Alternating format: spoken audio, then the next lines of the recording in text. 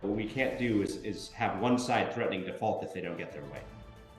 Yet that appears to be what Republicans and Democrats are doing, with the standoff putting the U.S. economy at risk.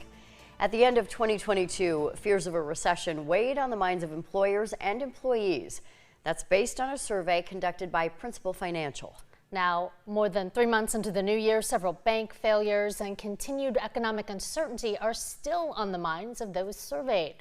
Our Elias Johnson joins us now with more on those numbers from the survey, as well as how people are feeling as the second quarter is now well underway, Elias. That's right. Here we go, Janae. The last time we saw this data, the majority of employers and employees felt a recession was likely sometime this year. So I sat down with Amy Friedrich, the principal executive, to examine what has changed with the most recent survey.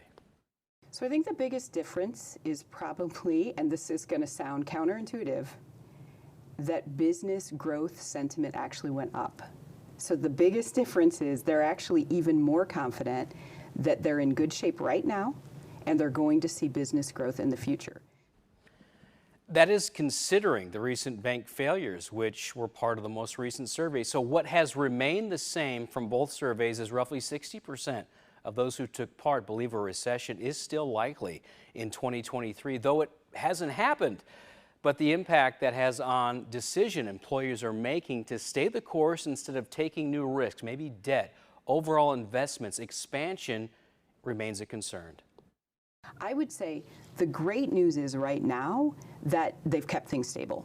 And when you keep them stable for your employees, when you keep it stable for your customers, you keep it stable for your community too. So I like the stability. So that's the good news piece of it. The piece of it though that you have some questions about is longer term or midterm. Are they going to be able to get the type of growth that they want to continue to grow their business? And that's where I think we watch the next 6 to 12 months and see how that plays out. The survey still shows a disconnect between what employers and employees value when it comes to wages, advancement, flexibility. It does show employers are very in tune with compensation, finding new ways to incentivize employees. They're trying to raise wages because with low unemployment retention right now, keeping your talent you have, it is so key making business decisions when you're trying to move forward. So again, it's something we have to keep an eye on 6 to 12 months out.